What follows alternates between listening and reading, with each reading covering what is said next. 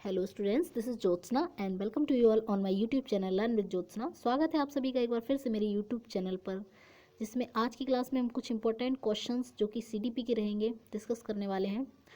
तो क्लास को लास्ट तक देखें और अभी तक चैनल को सब्सक्राइब ना किया हो तो चैनल को सब्सक्राइब जरूर कर लें और हो सके तो वीडियो को शेयर भी करें, लाइक भी कर दिया करें।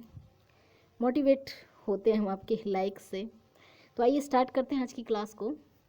आज का जो फर्स्ट क्वेश्चन है, सृजनात्मकता में निम्नलिखित में से कौन सी विशेषता नहीं होती। तो आपको बताना है क्रिएटिविटी में कौन सी विशेषता नहीं होती है। अगर बात करें क्रिएटिविटी की तो जो ब्लूम की टैक्सोनॉमी है, ब्लूम की टैक्सोनॉमी उसमें knowledge, understanding, application, analysis, synthesis, फिर उसके बाद क्या आता भाई क्रिएटिविटी। एक नई रिवाइज टैक्सोनॉमी जो 2001 में आई है उसमें एक वर्ड लास्ट में जोड़ा गया है क्रिएटिविटी, है ना।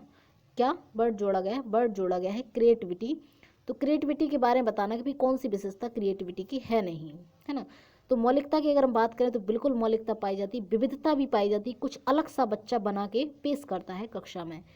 फ्लुएंसी तो पाई जाती है, लेकिन क्रियाशीलता ऐसा नहीं है कि वो बच्चा हमेशा लगा ही रहे, हमेशा कुछ ना कुछ करता ही रहे, है ना। तो ऐसा ये सब क्रिएटिविटी में नहीं पाया जाता। ऑप्शन नंबर डी यहाँ पर सही हो जाएगा।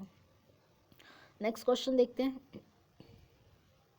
नेक्स्ट क्वेश्चन है बुद्धि का प्राथमिक मानसिक योग्यताओं का सिद्धांत स्पष्ट करता है। अगर हम बात करें कि बुद्धि का प्राथमिक मानसिकताओं का सिद्धांत, तो भाई जो एक फैक्टर थ्योरी है जो वो क्या बताता है। तो इसमें बात करें बुद्धि को केवल एक सूचकांक माना गया है, एक इंडेक्स माना गया है, सूचकांक मानकर व्यक्त नहीं किया जा सकता है, ये कहा है। या फिर हम कहें बुद्धि मापन के लिए संस्कृति मुक्त परीक्षणों की आवश्यकता होती है। या फिर हम कहें प्रत्येक व्यक्ति में प्राथमिक मानसिक योग्यताएं निहित होती हैं। या फिर हम कहें बुद्धि वातावरण जन्य है, एनवायरनमेंट से मिलती है बुद्धि, ऐसा भी कुछ नहीं है। होता है, फर्क पड़ता है, लेकिन पूरा पूरा हम एनवायरनमेंट पे नहीं कह सकते हैं। मानसिक योग्यताएं निहित होती हैं, ठीक है, लेकिन मानसिक के साथ और भी सारी योग्यताएं निहित होती हैं। लेकिन पूछा है यहाँ पर प्राथमिक मानसिक सिद्धांत योग्यताओं का सिद्धांत जो कहता है, तो वो कहता है भाई ऑप्शन नंबर ए, बुद्धि को केवल एक सूचकांक मान से व्यक्त नहीं किया जाता। मतलब एक फैक्टर थ्योरी अगर हम बात करें तो एक ही चीज़ से हम किसी की बुद्धि का आकलन नहीं कर सकते। जैसे मान लीजिए किसी बच्चे ने कक्षा में 80 नंबर प्राप्त करे हैं 100 में से, तो ऐसा नहीं है कि वो बुद्धिमान है। हो सकता है उसने नकल से प्राप्त किए हों, हो सकता है उसने कुछ रट रट के लिख दिया और वही क्वेश्चंस आ गए हों। तो ऑप्शन नंबर ए यहाँ पे बिल्कुल सही हो जाएगा इस क्वेश्चन के लिए। ठीक है जी, ए नंबर। नेक्स्ट क्वेश्चन देखते हैं हम लोग। भाई नेक्स्ट क्वेश्चन है, निम्नलिखित में से कौन सी योग्यता थर्स्टन द्वारा प्रस्तुत प्राथमिक मानसिक योग्यताओं से संबंधित है। तो थर्स्टन के द्वारा जो प्राइमरी मानसिक योग्यताएं बताई गई हैं वो कौन सी संबंधित है। तो साइकिंग संबंधित है, साइकिंग है, यांत्रिक है, हस्तचलित है, या फिर प्रत्यक्षीकरण है। तो यहाँ पर प्रत्यक्षीकरण की बात कौन करता है? थर्स्टन करते हैं।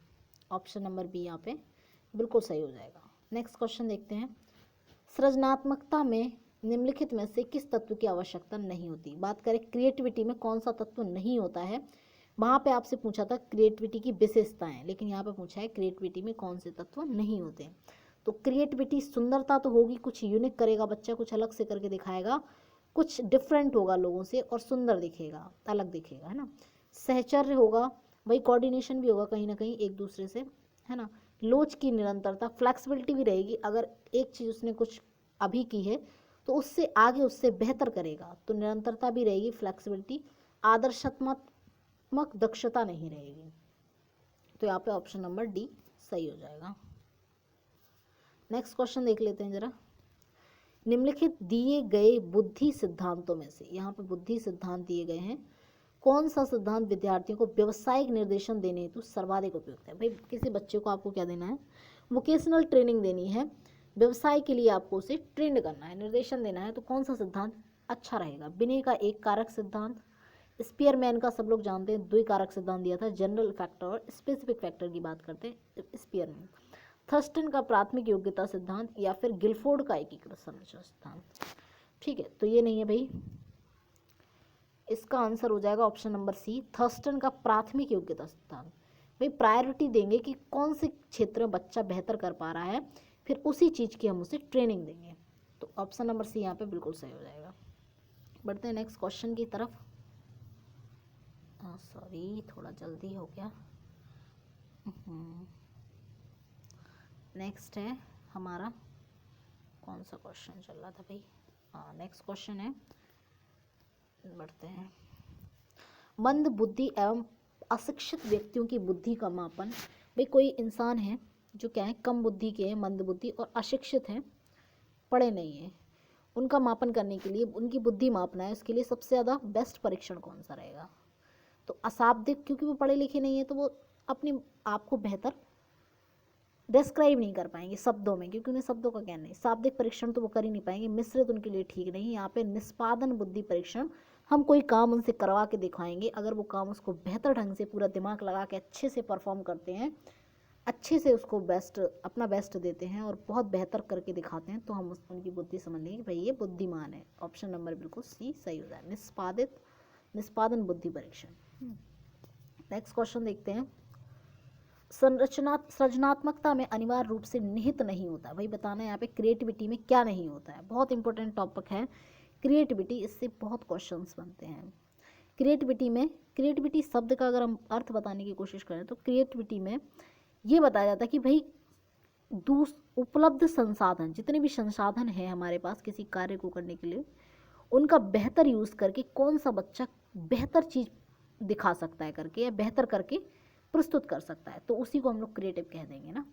तो यहाँ पे पूछा है क्रिएटिविटी में अनिवार्य नहीं होती है, क्या नहीं होती भाई? उच्च मानसिक योग्यता। ऐसा नहीं है कि जो ज़्यादा IQ वाला है बच्चा, जो जिसका दिमाग तेज है, तो वो उसकी क्रिएटिविटी अलग होगी। देखो दोनों चीज़, मानसिक योग्यता मतलब IQ, और हम बात करें क्रिएटिविटी, या फिर हम बात करें कि भाई प्रतिभाशाली बालक या फिर सृजनात्मक बालक, तो दोनों में बहुत अंतर है। ऐसा नहीं है जो सृजनात्मक होगा वो क्रिएटिव भी हो, सॉरी जो प्रतिभाशाली बालक होगा वो क्रिएटिव होगा, ऐसा जरूरी नहीं है ना। ये भी क्वेश्चन पूछा था।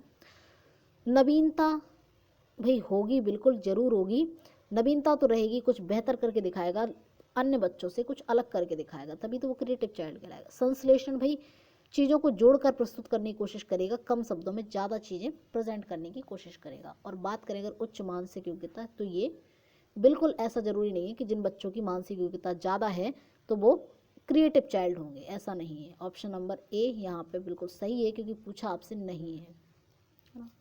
बढ़ते हैं नेक्स्ट क्वेश्चन की तरफ। नेक्स्ट क्वेश्चन है हमारा, निम्नलिखित में से किस योग्यता, थोड़ा सा जूम कर लेते हैं, निम्नलिखित में से किस योग्यता का मापन बुद्धि परीक्षणों द्वारा नहीं किया जा सकता है? कौन सी ऐसी क्वालिटी है बच्चे की या इंसान की जिसको हम लोग बुद्धि परीक्षणों से नहीं माप सकते हैं? ठीक है, तो समस्या समाधान, ये तो हम माप सकते हैं कि भाई जो बच्चा जितना अच्छा समस्या का समाधान ढूंढ के निकालेगा उसमें बुद्धि उतनी ज़्यादा है। अमूर्त चिंतन, भाई जितनी मतलब एब्स्ट्रैक्ट चीज़ों के बारे में जो उसने कभी देखी नहीं है उनके बारे में जितना बेहतर सोच पा रहा है, तो कहीं ना कहीं उसमें दिमाग है। अनुभवों द्वारा प्राप्त अधिगम, बिल्कुल सही है, ये इन सब चीज़ों से हम माप सकते हैं। लेकिन अगर हम बात करें नीतिगत निर्णय, इसको हम बुद्धि परीक्षणों के द्वारा नहीं माप सकते हैं, है ना। ये तो हम कभी कोई काम करेगा तो उसको रणनीति बनाएगा, स्ट्रेटेजीज बनाएगा, तो हम उसे देखेंगे तभी हम माप पाएंगे ना, बुद्धि परीक्षणों द्वारा नहीं माप पाएंगे। ऑप्शन सी बिल्कुल ठीक हो जाएगा। नेक्स्ट क्वेश्चन देखते हैं हम लोग जरा।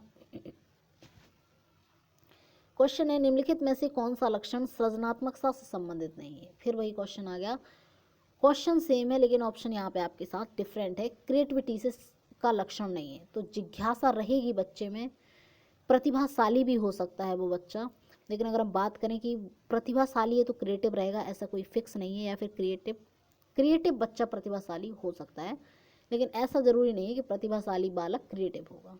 अभिव्यक्ति में नवीनता, बिल्कुल सही बात है, कुछ नया करके दिखाएगा, जो उसके संसाधन उसके पास हैं उसका यूज़ करके कुछ बेहतर करके दिखाएगा, कुछ अच्छी परफॉर्मेंस देगा, सबसे यूनिक करके दिखाएगा, है ना। और अगर हम बात करें दूसरे से झगड़ना, ये तो बिल्कुल गलत बात हो गई, ये बिल्कुल आंसर है ही नहीं, झगड़ना वगड़ना। ठीक है, ऑप्शन नंबर सी यहाँ पे सही हो जाएगा। बढ़ते हैं नेक्स्ट क्वेश्चन की तरफ। नेक्स्ट क्वेश्चन है हमारा, निम्नलिखित में से कौन सी प्रक्रिया सृजनात्मकता से के पोषण में सहायक है? आप लोग भी आंसर्स देने की कोशिश करिएगा, है ना। पूछा है इसमें सृजनात्मकता के पोषण में सहायक, यानी कौन सी चीज़ है जो बच्चे को क्रिएटिव बनाने में हेल्प करती है। तो बात करें ऑप्शन नंबर 1 की, विद्यार्थी हेतु कोचिंग कक्षाओं का, कोचिंग कक्षाएं दी जाएं, उसे ट्रेनिंग दी जाए, सिखाया जाए, जिससे बच्चा क्रिएटिव हो जाएगा। दूसरा ऑप्शन है आपका, विद्यार्थियों को अच्छी शिक्षा प्रदान करने हेतु व्यावसायिक मूल्यों की से भाई वोकेशनल ट्रेनिंग दी जाए, बच्चे किसी व्यवसाय वगैरह में बेहतर कर पाएँ। तो सॉरी फिर से पढ़ लेते हैं इस क्वेश्चन को। पूछा है क्रिएटिविटी के लिए कौन सी चीज़ें हैं जो बच्चे को क्रिएटिव बनाने में हेल्प करेंगी। तो पहला अगर हम ऑप्शन देखें तो कोचिंग देना, बिल्कुल गलत बात है, कोचिंग देना से कोई नहीं बन पाता है ना। दूसरी चीज़ है व्यवहारिक मूल्यों की, भाई बाहर के ज्ञान की नॉलेज देने से, या फिर यहाँ पे बात कर रहा था कोचिंग की। ऑप्शन नंबर सी देखते हैं, विद्यार्थियों की जन्मजात प्रतिभाओं का पोषण करना, बिल्कुल सही है। बच्चे में जो जिसकी बात हम करते हैं, अगर एक स्पेसिफिक फैक्टर होता है, हर बच्चे में कोई ना कोई प्रतिभा होती है। कोई बच्चा अच्छा डांसर होता है, कोई अच्छा सिंगर होता है, कोई अच्छा कवि होता है, कोई अच्छा वक्ता होता है, किसी में इंस्ट्रूमेंटल नॉलेज ज़्यादा अच्छी होती है। तो ये सब प्रतिभाएं, जन्मजात कुछ प्रतिभाएं होती हैं, उनको बेहतर करके एवं उनको प्रश्न पूछने के अवसर दिए जाएं, भाई उनकी जिज्ञासा की पूर्ति की जाए। इससे हो सकता है कि भाई बच्चा क्या बन जाएगा, क्रिएटिव बन जाएगा। ठीक है जी, इससे क्या बन सकता है, बच्चा क्रिएटिव बन सकता है। उसे प्रश्न पूछने की, अपनी जिज्ञासा शांत करने के मौके दिए जाएं, और उसके साथ उसके अंदर जो प्रतिभाएं हैं उनको उनको क्या किया जाए भाई, उनको ट्रेंड किया जाए, उसे सेटिस्फाइड किया जाए, उसे और बेहतर बनाने की कोशिश किया जाए कि इस बच्चे में ये क्वालिटी है। मान लीजिए कोई बच्चा बहुत अच्छा आर्टिस्ट है, तो उसे बहुत आर्टिस्ट के क्षेत्र में बहुत अच्छे उसे मतलब ट्रेनिंग दी जाए, या फिर सिखाया जाए, स्पेशल क्लासेस दी जाएँ, ताकि वो आर्ट की फील्ड में बहुत अच्छा कर पाए, ड्राइंग कर पाए ना। ऑप्शन नंबर सी यहाँ पे सही हो जाएगा। बढ़ते हैं नेक्स्ट क्वेश्चन की तरफ। अभियोग्यता व्यवहार के किस पक्ष से संबंधित रहती है। तो आपको बताना है अभियोग्यता, जिसको हम लोग अपनी भाषा में एबिलिटी बोलते हैं, साइकोलॉजी में इसको अभियोग्यता बोलते हैं। योग्यता, तो योग्यता भावात्मक से, ऐसा नहीं है, भावात्मक का मतलब होता है इमोशनल, जैसे गुस्सा आना, शांत रहना, या फिर क्रोध करना, ये सब आपके इमोशंस हो जाए, इससे संबंधित नहीं है। नेक्स्ट है क्रियात्मक, परफॉर्मेंस देने से भी अभियोग्यता का पता। क्रियात्मक ऐसा नहीं, जो क्रियात्मक हो उसके अंदर वो क्वालिटी हो, स्किल्ड हो, योग्यता हो। ये अगर हम बात करें तो ये अपना एक मानसिक क्रिया है अभियोग्यता, है ना। जिसका दिमाग अच्छा होगा, IQ अच्छा होगा, एब्जॉर्ब करने की क्वालिटी अच्छी होगी, उसमें अभियोग्यता अच्छी होगी। तो ये हमारे किससे है, संज्ञानवाद से रिलेटेड है। ऑप्शन नंबर ए बिल्कुल सही हो जाएगा।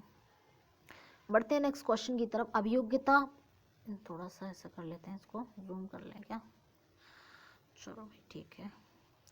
अभियोग्यता प्रतीक होती है। अभियोग्यता से मतलब किस चीज़ से अभियोग्यता पता चलती है। तो बौद्धिक प्रतिभा से, भावी कार्य क्षमता का, भावी योजना का, भावी आत्म अभिव्यक्ति का, किससे आपको बौद्धिक अभियोग्यता पता चलती है। तो भावी आत्म अभिव्यक्ति करने से योग्यता पता चलती है। भावी योजना का प्रतीक होती है। भावी कार्य क्षमता का प्रतीक होती है। बौद्धिक प्रतिभा, बिल्कुल सही है, ऑप्शन नंबर ए, बौद्धिक प्रतिभा का प्रतीक होती है अभियोग्यता, कि आप मेंटली कितने मतलब बुद्धि कितनी आपकी तेज है। नेक्स्ट क्वेश्चन देखते हैं। सृजनात्मकता इंगित करती है, बताना है जरा, सृजनात्मकता इंगित करती है किस चीज को, बताती है क्रिएटिविटी, सृजनात्मकता, बताओ जरा, आंसर देने की कोशिश करो कि क्रिएटिविटी किस चीज को दर्शाती है, इंगित करती है। समस्या के प्रति चेतना, चेतनता, बिल्कुल सही है।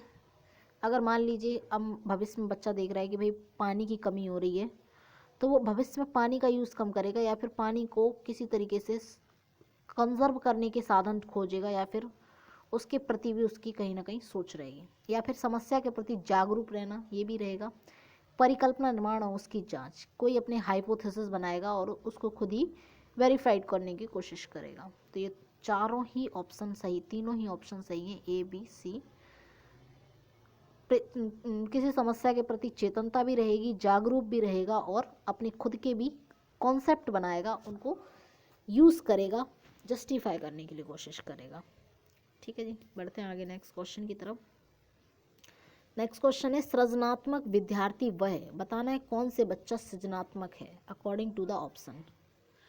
क्रिएटिव चाइल्ड कौन सा है अकॉर्डिंग टू द ऑप्शन, आपको ये बताना है भाई। देखिए, अमूर्त चिंतन एवं समस्या समाधान में श्रेष्ठ, अमूर्त चिंतन मतलब जो चीज़ हमें सामने दिखाई नहीं दे रही, एब्स्ट्रैक्ट है, जिसे हमने देखा नहीं है, उसके बारे में चिंतन कर पाए और उसका समाधान कर पाए, ऐसी समस्या का जो दिखाई नहीं दे रही।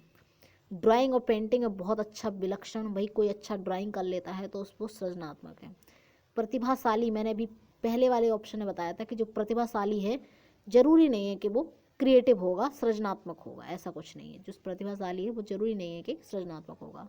परीक्षाओं में सदैव उच्च अंक प्राप्त करना, ऐसा नहीं है कि जिस बच्चे के नंबर ज़्यादा आए तो वो क्रिएटिव है। मैंने पहले ही बताया कि मान लीजिए किसी बच्चे के 100 में से 90 नंबर आ गए हैं, तो ऐसा नहीं है, हो सकता है उसने रट रट के कर लिया हो सकता है उसे किसी ने इंपॉर्टेंट क्वेश्चंस बता दिए हो, या फिर हो सकता है कि उसने क्या किया हो भाई, उसने चीटिंग करके 90 नंबर प्राप्त किए हों। तो ऐसा नहीं है कि वो उसने 90 नंबर ले लिए तो अब वो क्या हो गया, क्रिएटिव हो गया, ऐसा नहीं है। ये भी गलत हो गया आपका ऑप्शन। ऑप्शन नंबर 4 भी गलत है भाई, ऑप्शन नंबर 2 भी गलत है, ऑप्शन नंबर सी भी यहाँ पे सही होगा। जो ऐसी चीज़ों के बारे में सोच पाए जिसको ना कभी उसने देखा है, ऐसी समस्याओं को सॉल्व कर पाए जिसके बारे में उसने कल्पना भी नहीं की थी, उसे देखा भी नहीं है, जिसके बारे में वो जानता भी नहीं है। तो ऑप्शन नंबर ए यहाँ पे बिल्कुल ठीक हो जाएगा। कैसी लगी आपको ये क्लास, बताएं ज़रा कमेंट बॉक्स में। और अगर ये क्लास आपको अच्छी लगी है तो प्लीज़ वीडियो को लाइक करें, शेयर करें अगर हो सके तो, कि आपकी लाइक एंड शेयर हमें मोटिवेट करते हैं आगे वीडियो बनाने में। और अगर किसी टॉपिक पे आप वीडियो चाहते हैं तो आप मुझे कमेंट सेक्शन में ज़रूर बताइएगा। तो यही था बस आज की क्लास में, मिलते हैं नेक्स्ट क्लास में, तब तक के लिए बाय बाय सभी को भी।